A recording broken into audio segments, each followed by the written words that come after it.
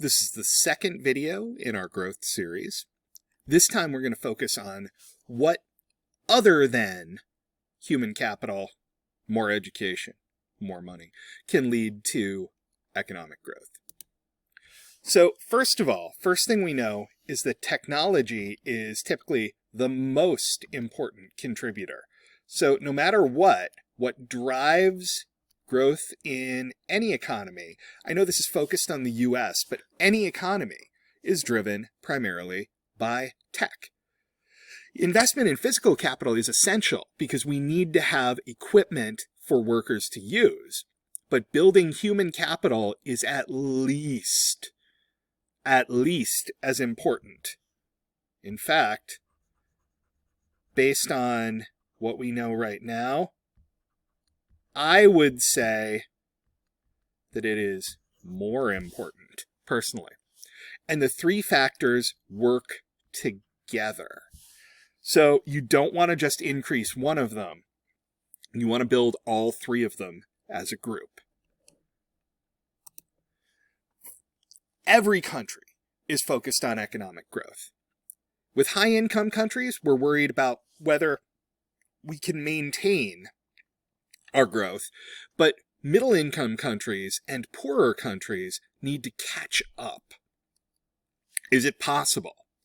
Robert Lucas, who, just so you know, we're on a first name basis. Bob Lucas once said, "The consequences for human welfare involved in questions like these are simply staggering. Once one starts to think about them, it is hard to think about anything else." Thanks, Bob. Rapid and sustained economic growth is a relatively recent experience. So one thing to think about is that over time,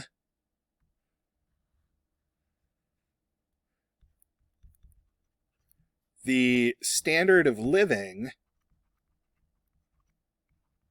grew really slowly. So, you know, if we've got cavemen here, we have Jesus here, and we have me here. Over time, our standard of living went up, but over the last century, it's really been going through the roof. That means Tom is a happy fella. But if you look back over the history of the economy, you'll see it looks like it was almost flat for the entirety of human history. This growth in technology we've had, where in 50 years, we've gone from not having flight to landing on the moon. We have had huge economic growth over the past century. So what's causing this? Well, one, we want to have a healthy climate for economic growth. Part of that is having contract rights. That's enforcing agreements and giving people the right to do that. And this is part of having strong rule of law. This means that we're going to have individual and entity, we mean like company rights when we say this, to use their property the way they want to. If you don't have the right to use your property, there's no incentive to accumulate it. So no rule of law means there's no incentive to get rich, right? Because if somebody's just going to take your money away, what use is it getting rich? And if we don't have people working to get rich, we don't see the kind of developments that we have. Human capital deepening, physical capital deepening, better technology, they're important, but we need to have these institutions that protect our ability to grow. Markets, for example, that allow people to make the choices that will improve their lives will encourage growth. Think about it this way. Right now, you're in school to make more money. You're not making it now, you're investing in it. That means you are deepening human capital. You're increasing the amount of human capital in the economy. That's going to pay off for your future employer. You're only doing it because you want more money. but you're helping the whole economy.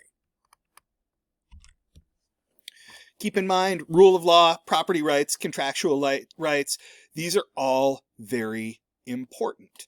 Let's talk about some other big ideas that governments have used to encourage this sort of growth.